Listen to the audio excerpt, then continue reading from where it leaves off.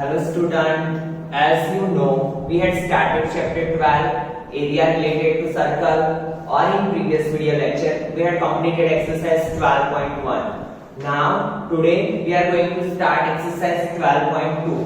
But उसको start करने से पहले वो एक्सरसाइज के रिलेटेड मैं आपको बेसिक एक्सप्लेन कर देता हूँ ताकि आपको एक्सरसाइज बहुत ही इजी लगे। तो अच्छे से ध्यान देना स्टूडेंट, अगर ये बेसिक आपको समझ में आ गया तो पूरी एक्सरसाइज आपको बहुत ही इजीली समझ में आ जाएगी और पूरी की पूरी एक्सरसाइज ये इक्वेशन पे ही है। तो अच्छे से ध्यान देना। नाउ सी स्टूडेंट, पहले हम स्टार्ट करते हैं आर्क से, ठीक है। तो मैंने आपको आर्क पहले ही समझा दिया था, बट फिर से एक बार, आर्क क्या होता है? अ portion of circumference is called arc. जैसे यहाँ पे इतना आर्क है AB, ठीक है, तो AB को हम ऐसे डिनोट करते हैं आर्क AB, ठीक है। तो ये क्या है? पोर्शन ऑफ सर्कमफ्रेंस, या फिर ऐसा भी बोल सकते हो आप, continuous piece of circumference of a circle is known as arc. There are two types of arc. One is minor arc, other one is major arc. तो देखिए, जो स्मॉलर पार्ट होता है आर्क का, ठीक है, इसे क्या बोलेंगे हम? Minor arc. और ये वाला जो पोर्शन है इसे हम क्या बोलेंगे? मेजर आर्क, ठीक है। वो तो बहुत ही सिंपल है कि जो स्मॉलर पार्ट होता है उसे हम क्या बोलते हैं? माइनर आर्क, एंड जो बिगर पार्ट होता है उसे हम क्या बोलते हैं? Major arc. Now length of arc find करने का इक्वेशन है, अच्छे से नोट डाउन कर लेना इसे। लेंथ ऑफ आर्क कैसे फाइंड किया जाता है? अगर हमें ये आर्क की लेंथ फाइंड करनी है तो वो कैसे करेंगे? तो इसके लिए इक्वेशन है पाई आर थीटा अपॉन 180। क्या इक्वेशन है? Pi r theta upon 180। It is equation that is used to find length of arc, ठीक है। लेंथ ऑफ आर्क फाइंड करने के लिए क्या इक्वेशन है? पाई आर थीटा अपॉन 180, ठीक है। उसके बाद आता है minor sector and major sector. But उससे पहले हमें वो समझना पड़ेगा कि सेक्टर क्या होता है। इसका आपने basic idea already 9th standard में ले लिया है, आपका जो चैप्टर सर्कल था उसमें, बट फिर से हम रिवाइज कर रहे हैं। तो सेक्टर किसे बोलते हैं? तो देखिए स्टूडेंट, जो चीजें आप फिगर से समझोगे वो आपको समझने में भी इजी रहेगा और लंबे टाइम तक याद भी रहेगा। तो अच्छे से ध्यान देना।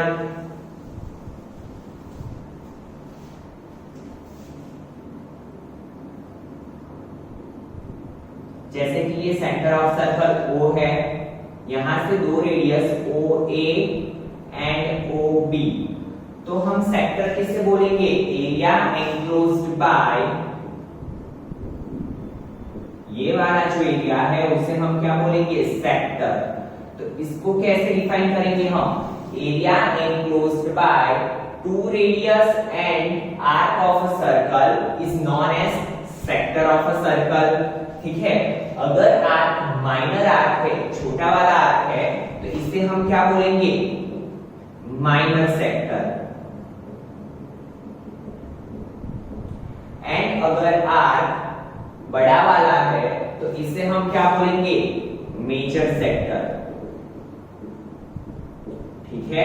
फिर से समझिए, area enclosed by two radius and arc is known as sector of a circle, और जो माइनर आर्क से जो सेक्टर बनता है उसे हम क्या बोलेंगे? Minor sector. And major sector से जो बनता है उसे हम क्या बोलेंगे? मेजर सेक्टर, ठीक है। नाउ माइनर सेक्टर फाइंड करने का इक्वेशन है एरिया ऑफ माइनर सेक्टर। बहुत ही यूज होने वाला है ये इक्वेशन एक्सरसाइज में, तो अच्छे से ध्यान देना। Area of minor sector is equal to, equation है pi r square theta upon 360। क्या इक्वेशन है? Area of minor sector is equal to pi r square theta upon 360, where r is the radius of a circle and theta is the angle of a circle। यहाँ दो radius से जो angle बनेगा वो होगा हमारा theta, ठीक है। Divide by 360। Now area of major sector कैसे फाइंड करते हैं, तो देखिए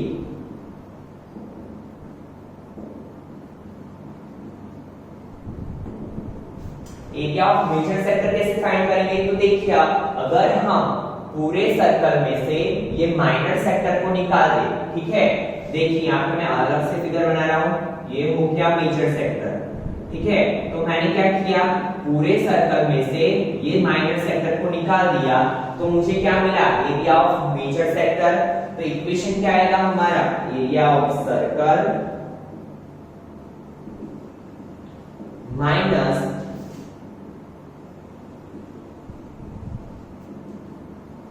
एरिया ऑफ माइनर सेक्टर। जो चीज हमने देखी वैसे ही हमने इक्वेशन बनाया। क्या इक्वेशन बनाया, एरिया ऑफ सर्कल में से मैंने क्या सब्ट्रैक्ट कर दिया, माइनर सेक्टर, तो area of circle minus area of minor sector. तो एरिया ऑफ सर्कल क्या है, pi r square minus area of minor sector क्या है, pi r square theta upon 360, ठीक है। तो ये होगा हमारा मेजर सेक्टर फाइंड करने का इक्वेशन। तो ये दो इक्वेशन को अच्छे से नोट डाउन कर लेना, ठीक है। Area of minor sector find करने के लिए इक्वेशन है pi r square theta upon 360 और area of major sector find करने का इक्वेशन है pi r square minus pi r square theta upon 360। That means area of circle minus area of minor sector, ठीक है। तो इसी के साथ आपका सेक्टर का कॉन्सेप्ट कंप्लीट हुआ। नाउ उसके बाद आता है सेगमेंट।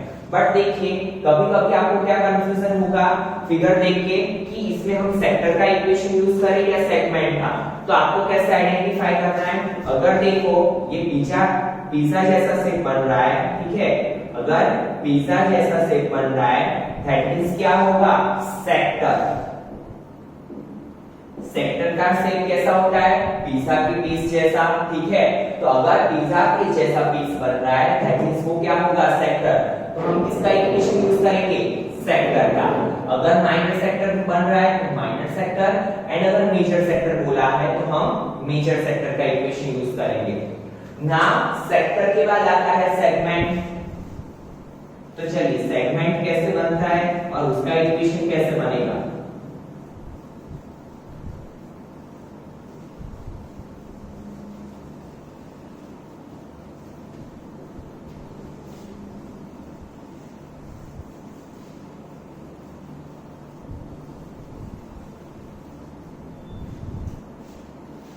तो देखिए student, minor segment and major segment आता है, पर सबसे पहले होगा सेगमेंट।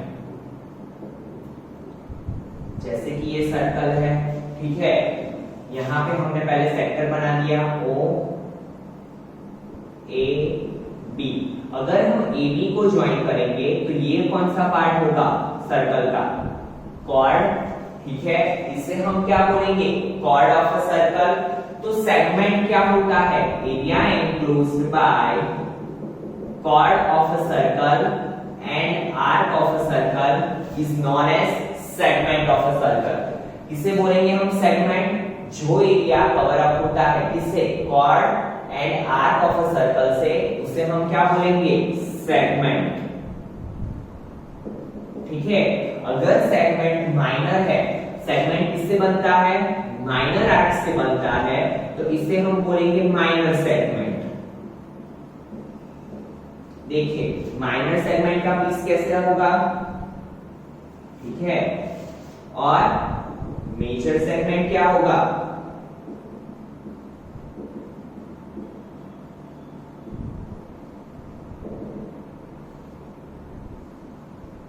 इसे हम बोलेंगे मेजर सेगमेंट। अगर सर्कल में से माइनर सेगमेंट को हम निकाल दें, ठीक है, तो बनेगा क्या, मेजर सेगमेंट, ठीक है।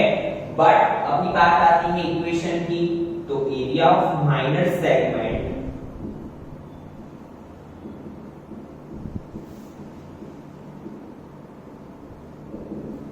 Is equal to area of minor segment का इक्वेशन क्या बनेगा। तो देखिए हमें इतना पोर्शन फाइंड करना है, ठीक है, इतना पोर्शन फाइंड करना है। तो देखिए ये क्या पार्ट बन रहा है, यहां पे हम स्मॉलर पार्ट ले लेते हैं, ये है माइनर सेक्टर, ठीक है। माइनर सेक्टर में से अगर हम ट्राइंगल को सब्ट्रैक्ट कर दें, माइनर सेक्टर में से अगर हम ये वाला पोर्शन सब्ट्रैक्ट कर दें ट्राइंगल वाला, तो हमें क्या मिलेगा? Minor segment. ठीक है, तो एरिया ऑफ माइनर सेगमेंट का इक्वेशन क्या होगा? Area of minor sector minus area of triangle. ठीक है, फिर से समझिए क्या होगा? Area of minor sector minus area of triangle. तो एरिया ऑफ ट्राइंगल को सब्ट्रैक्ट कर देंगे तो हमें क्या मिलेगा? Minor segment. Now you know that यहाँ पे क्या इक्वेशन है? पाई r स्क्वायर थीटा अपॉन 360, अभी हमने देखा। एंड एरिया ऑफ ट्राइंगल में किस हिसाब से हम इक्वेशन यूज करेंगे? तो हमें इक्वेशन में अगर राइट एंगल दिया है तो हम राइट एंगल का एरिया यूज करेंगे। इक्विलेटरल दिया है तो इक्विलेटरल। आपको यहाँ पे दो टाइप्स के ट्रायंगल दिए होंगे, या तो इक्विलेटरल या तो राइट एंगल ट्रायंगल। ठीक है, इसके बारे में हम बाद में बात करते हैं, बट अभी आपको फिलहाल माइनर सेगमेंट का इक्वेशन याद रखना है। क्या होगा? Area of minor sector minus area of triangle. ठीक है, नाउ बात आती है मेजर सेगमेंट की।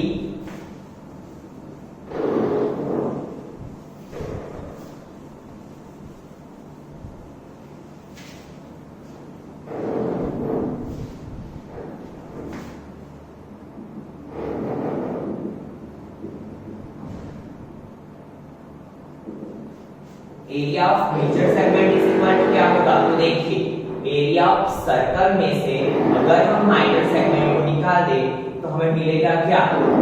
Major segment. यहाँ पे क्या लिखेंगे? एरिया ऑफ सर्कल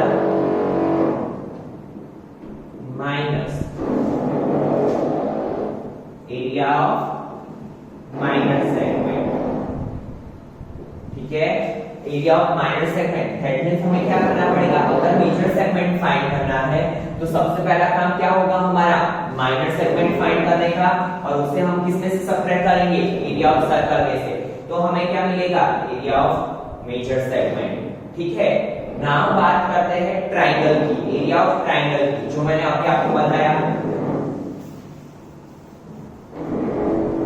आपकी एक्सरसाइज 12.2 एंड 12.3 दोनों एक्सरसाइज यही इक्वेशन पे डिपेंड करती है। ठीक है, अगर ये इक्वेशन आपने अच्छे से लर्न कर लिए, सेक्टर सेगमेंट का कॉन्सेप्ट अच्छे से क्लियर हो गया, तो एक्सरसाइज आपके लिए बहुत इजी होने वाली है।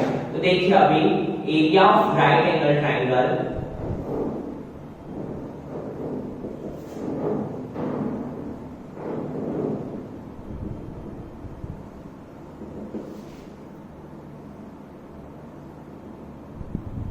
तो क्या होगा? आपको पता है जो 90 डिग्री का एक एंगल बनता है उसे हम क्या बोलते हैं? Right angle triangle. In this it is base और इसे हम क्या बोलते हैं? हाइट। तो area of right angle triangle क्या होता है? 1/2 बेस मल्टीप्लाई हाइट। क्या होगा? 1/2 बेस मल्टीप्लाई हाइट। ठीक है, उसके बाद आता है area of equilateral triangle.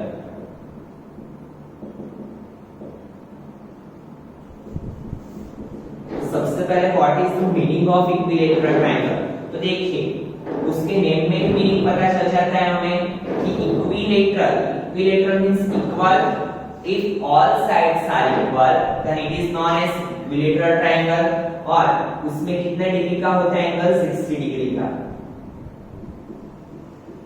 All three angles are of 60 degree and all three sides are equal. ठीक है, तो उसका एरिया फाइंड करने का इक्वेशन है √3/4 इनटू साइड स्क्वायर। जो आपको साइड का मेजर दिया है उसका स्क्वायर √3/4 इनटू साइड स्क्वायर। ठीक है, तो इसी के साथ आपका बेसिक कॉन्सेप्ट यहाँ पे कंप्लीट हुआ। ठीक है, अगर आपको कहीं पे भी कंफ्यूजन लग रहा है कोई भी टॉपिक में तो वीडियो को रिवाइंड करके फिर से उसे समझने का ट्राई कीजिए। ठीक है, now we will start exercise 12.2 question number 1। See first question, find the area of a sector of a circle with radius 6 cm if angle of sector is 60 degree. What we have given? radius 6 centimeter and angle 60 degree, and what we have to find area of sector. ठीक है, what we have to find area of sector. अगर आपको कुछ भी नहीं बोला है minor या मेजर, तो आप क्या करोगे, माइनर सेक्टर फाइंड करोगे. ठीक है, अगर मेजर सेक्टर ऐसे आपको क्लैरिफाई किया हुआ है तो भी आप मेजर सेक्टर फाइंड करोगे, otherwise what we have to find minor sector. ना जो भी चीजें दी हुई है वो लिख लेते हैं हम. तो देखिए r is equal to 6 centimetre, theta is equal to 60. ठीक है, रेडियस क्या है 6 centimetre, theta is equal to 60 degree, and what we have to find area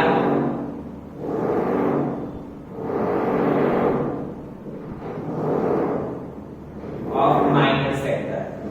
What is the equation? Pi r square theta upon 360. What is the value of pi? कुछ भी नहीं दिया है, that means हम क्या लेंगे 22/7 multiply. What is radius? 6, तो 6 multiply 6. Theta is of 60 और नीचे क्या है 360. Now 0 0 cut, 6 6 are 36, 6 6 cut. तो 22 multiply 6, 132 divide by 7. Now do division.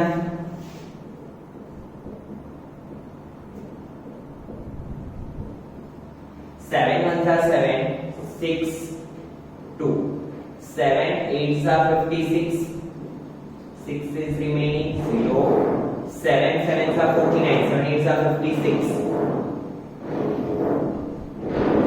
7 5s are 35, 7 7s are, तो क्या लिखेंगे हम 18.857.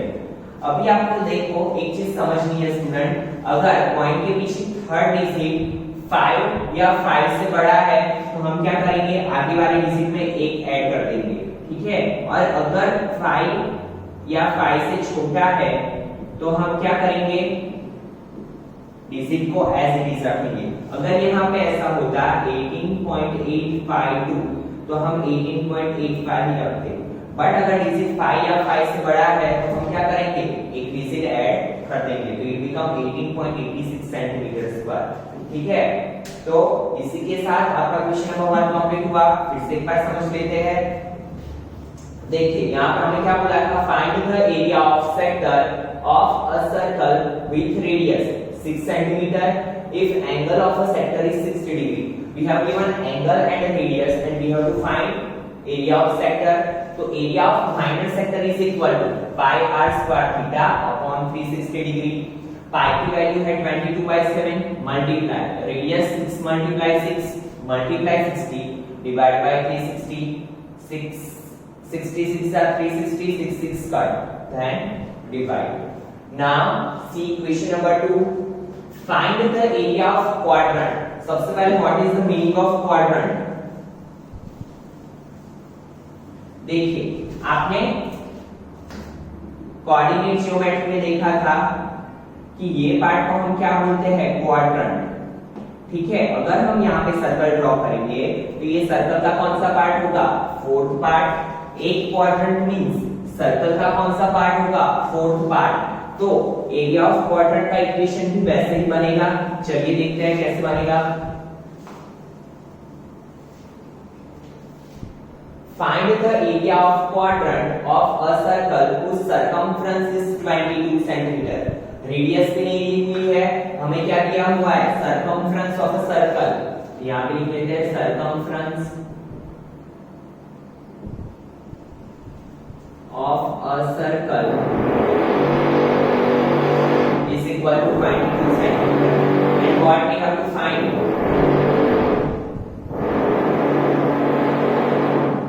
Area of quadrant. ठीक है, बट इससे पहले हमें पता होना चाहिए एरिया क्या है.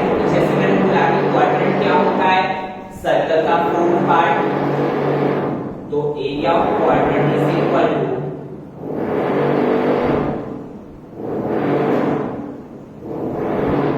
1/4 पाई आर स्क्वायर. क्या होगा, 1/4 pi r square. Now but इसके लिए पास क्या होना चाहिए, रेडियस ऑफ अ सर्कल। तो रेडियस कैसे मिलेगी, तो देखिए सरकमफ्रेंस का इक्वेशन है हमारे पास,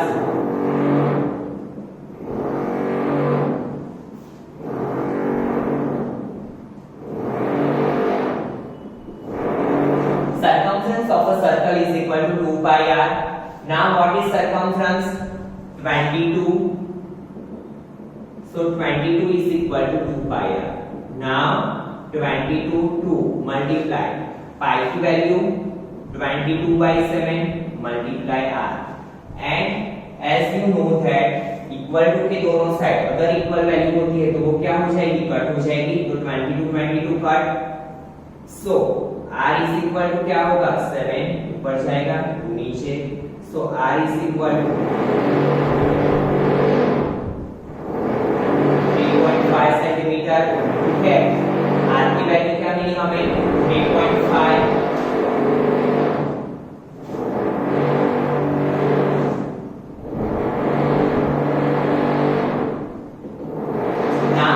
What we have to find area of quadrant, area of quadrant का इक्वेशन क्या है, 1/4 pi r square। Now 1/4 pi की वैल्यू 22/7, रेडियस क्या है 3.5, that means 35/10, 35/10। Now see 7 5s are 5 2s are 2 11s are, okay, again 5 2s are 5 7s are, तो ऊपर क्या बचा 11 7s are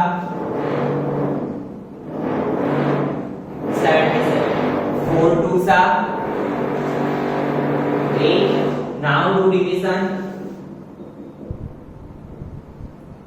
8 9s are 72, 5 is remaining 0, 8 6s are 48, 2 is remaining 0, 8 2s are 16 और यहाँ पे 5, तो क्या होगा 9.625 centimetre square, it is our answer.